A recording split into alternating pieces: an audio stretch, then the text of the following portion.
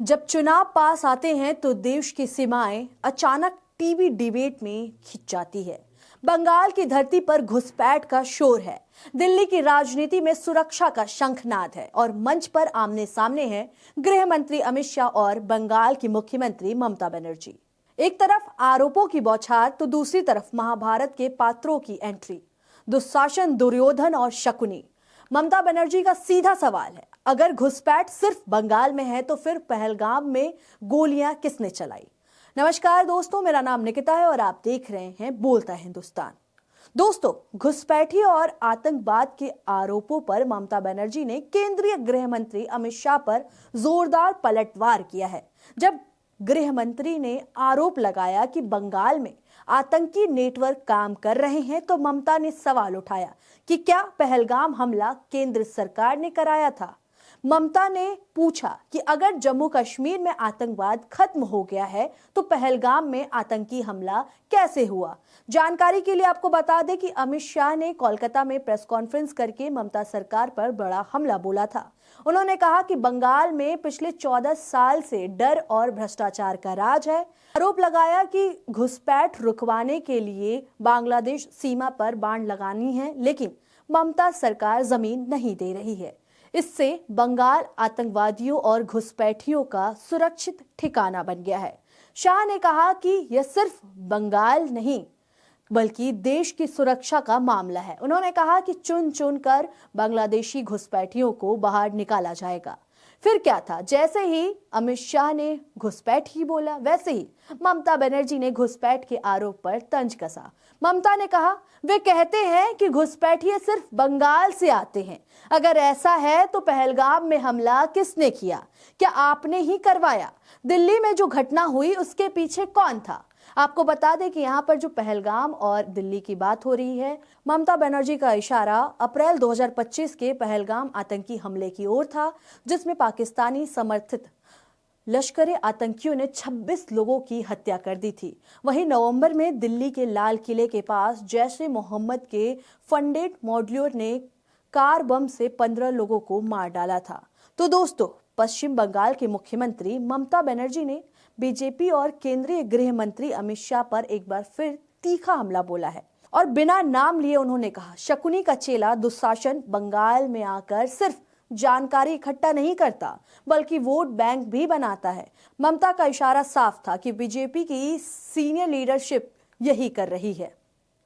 अमित शाह ने ममता पर बंगाल में घुसपैठियों को पनाह देने का आरोप लगाया, लेकिन ममता ने पलटवार करते हुए सिर्फ बंगाल में घुसपैठ नहीं होती, पहलगाम हमला, दिल्ली का कार बम धमाका, क्या ये सब बंगाल में हुआ है, ये याद दिला दिया। ममता बनर्जी ने बीजेपी नेताओं की तुलना महाभारत के किरदारों से कर दी, दुशासन, दुर्योधन और शकुनी। और अगर आप सोच रहे हैं कि ये सिर्फ मजाक है तो ये समझिए, पश्चिम बंगाल के चुनाव नजदीक है।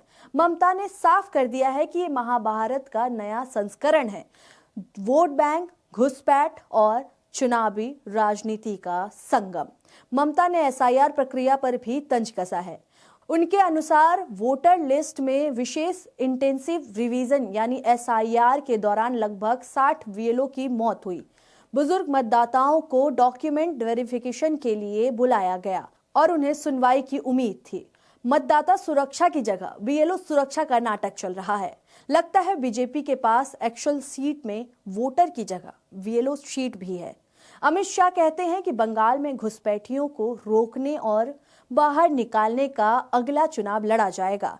उनका दावा है कि देशभक्त सरकार ही सीमा सील कर सकती है और वह सरकार केवल बीजेपी ला सकती है। सीमा सील करना तो ठीक है, लेकिन अमित शाह साहब बंगाल में घुसपैठ की एक्सेल शीट भी अपडेट कर लें, वरना चुनाव से पहले स्प्रेड सीट भी घुसपैठ हो जाएगी।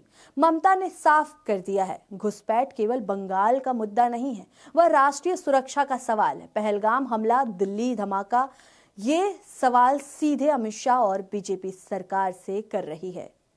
ये सवाल सीधे अमित शाह और बीजेपी सरकार से कर रही है। तो दोस्तों, पश्चिम बंगाल में चुनाव नजदीक है और राजनीतिक महाभारत शुरू हो गई है।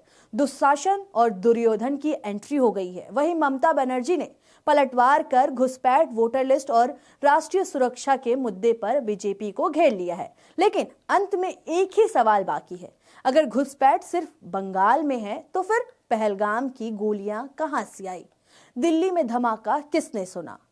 अब फैसला जनता को करना है, कौन देश की सुरक्षा का रक्षक है और कौन सिर्फ चुनावी महाभारत का कथावाचक। बंगाल तैयार है, क्योंकि यहाँ हर चुनाव सिर्फ वोट का नहीं, सवालों का भी होता है।